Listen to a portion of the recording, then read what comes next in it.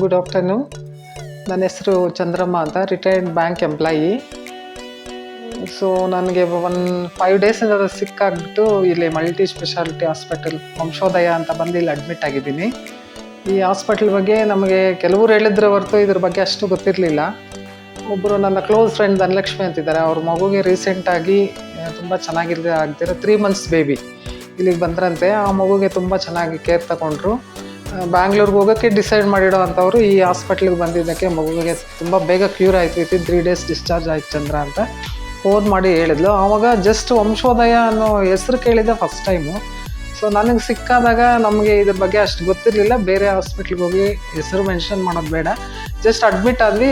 So 5 hours ಅಲ್ಲಿ ಇದ್ದರೂ ನಮಗೆ ಎಂಥ ಟ್ರೀಟ್ಮೆಂಟು ಸಿಗಲಿಲ್ಲ.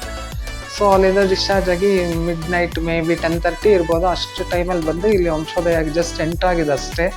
ಆಮೇಲೆ ಅವ್ರು ತಗೊಂಡಿದ್ದ ಕೇರು ಈ ಥರನೂ ಹಾಸ್ಪಿಟಲ್ಸ್ ಇರುತ್ತಾ ಅನ್ನೋ ವಿಧದಲ್ಲಿತ್ತು.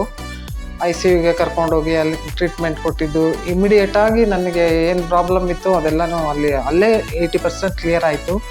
ಸೊ ನನ್ನ ನೈಬರ್ಸು ವನಿತಾ, ಜ್ಯೋತಿ, ನಮ್ಮ ಸಿಸ್ಟರ್ ಜಯಲಕ್ಷ್ಮಿ ಎಲ್ಲರೂ ಒಟ್ಟಿಗೆ ಸೇರಿ ಬಂದಿದ್ವಿ. ಹಾಸ್ಪಿಟ್ಲ್ ನೋಡಿಬಿಟ್ಟು ನಮ್ಮ ಕೋಲಾರಲ್ಲಿ ಇಂಥ ಒಳ್ಳೆ ಹಾಸ್ಪಿಟ್ಲ್ ಇದೆಯಾ ಅಂತ ಫಸ್ಟ್ ಟೈಮ್ ಅನಿಸ್ತು. ಮಲ್ಟಿ ಸ್ಪೆಷಾಲಿಟಿ ಹಾಸ್ಪಿಟ್ಲು, ಮತ್ತು ಅಂಥ ಕೇರಿಂಗು, ಅಂಥ ಡಾಕ್ಟ್ರಸ್ಸು, ಸಿಸ್ಟರ್ಸು ಎಲ್ಲರೂ ಅಷ್ಟೇ ತುಂಬ ಚೆನ್ನಾಗಿ ಕೋಪ್ರೇಟ್ ಮಾಡಿ, ಇದು ಅಟ್ಲೀಸ್ಟ್ ಇಂಥ ಒಳ್ಳೆ ಫೆಸಿಲಿಟಿ ಇರೋ ಹಾಸ್ಪಿಟ್ಲ್ ನಮ್ಮ ಕೋಲಾರಲ್ಲಿರೋದು, ನಮ್ಮ ಕೋಲಾರ ಜನ ಮಾಡ್ಕೊಂಡಿರೋ ಅಂಥ ಲೆಕ್ಕ ಇರ್ಬೋದು, ಇಲ್ಲ ಸುತ್ತಮುತ್ತಲ ಹಳ್ಳಿಯವ್ರಿಗೂ ಎಲ್ಲರಿಗೂ ಒಳ್ಳೆ ಅನುಕೂಲ ಆಗಿರೋ ಥರ ಈ ಹಾಸ್ಪಿಟ್ಲ್ ಆಗಿದೆ ಅಂತ ಒಂದು ಅಭಿಪ್ರಾಯ ಬಂತು. ಸೊ ನಾನು ಅಡ್ಮಿಟ್ ಆಗಿ ಇವತ್ತಿಗೆ 4 days ಆಯಿತು. ಒಂದು ನರ್ಸಿಂಗ್ ಕೇರ್ ಆಗಲಿ, ಒಂದು ಡಾಕ್ಟ್ರ್ ತಗೊಳ್ಳೋ ಇಂಟ್ರೆಸ್ಟ್ ಆಗಲಿ, ಎಲ್ಲನೂ ಇದುವರೆಗೂ ಮೇ ಬಿ ನನಗೆ 62 yearsಲ್ಲಿ ಇಷ್ಟೊಂದು ಕೇರ್ ಅಡ್ಮಿಟ್ ಆಗಿದ್ದೀನಿ ಸೋ ಮೆನಿ ಟೈಮ್ಸ್, ಬಟ್ ಇಂಥ ಟ್ರೀಟ್ಮೆಂಟ್ ಎಲ್ಲೂ ಸಿಕ್ಕಿಲ್ಲ. ರಿಯಲಿ ಲೆಕ್ಕ ಅನ್ಬೋದು. ನಾನೀಗ ಯಾವುದೇ ಥರ ಪ್ರಾಬ್ಲಮ್ ಇಲ್ದಿರ ಕ್ಲಿಯರ್ ಆಗಿದೆ. ಇವತ್ತು ಇಲ್ಲಿಂದ ಡಿಸ್ಚಾರ್ಜ್ ಆಗ್ತಾಯಿದ್ದೀನಿ.